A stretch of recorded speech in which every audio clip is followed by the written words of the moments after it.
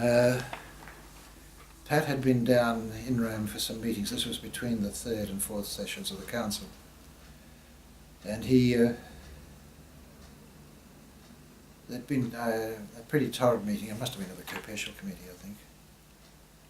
Or it might have been a lead up to it. But on his way back to England, in Geneva, he was at a cocktail party and he picked up a conversation in the background. The next night he was at a similar function in Paris and picked up another conversation. And when he went back to his hotel, just about going to sleep, the two conversations met inside his brain. And this was what led to the realisation of what I've said before about a document going to the Pope about the future structures of the church. That's when he realised something was on foot, and that it was supposed to be that the two or three, a group of the laity, were using the Co-Percial Committee and the lay auditors to that end. So Pat got got out of bed, went down and got the night train down to Rome, and then walked into the Columbus and then rang the Vatican and said, "I want to see the Pope urgently." And that's when he saw the Pope that afternoon. I've told you about that. But later, a few days later, there was the meeting of the Co-Percial Committee group. And Pat let it go right there.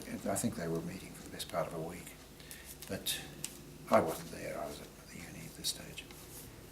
But he rang me on the Friday about lunchtime. He said, "Get the hell over here. I need to talk to you."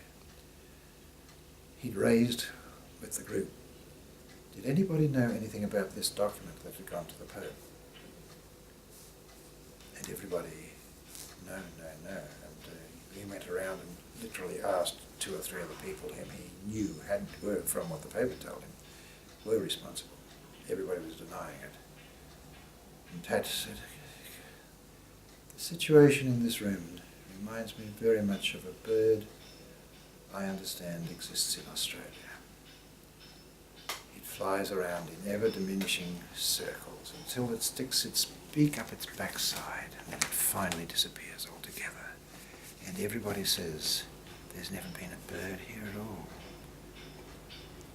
And then he looked around the room and he said, "But the place, the only thing that makes you doubt that is the place is so full of shit." The meeting was supposed to finish at lunchtime. They decided to extend it into the afternoon, and so that was what Pat rang me. "For God's sake, get over here, I've got to talk to somebody." That's something about his ruthlessness and yeah.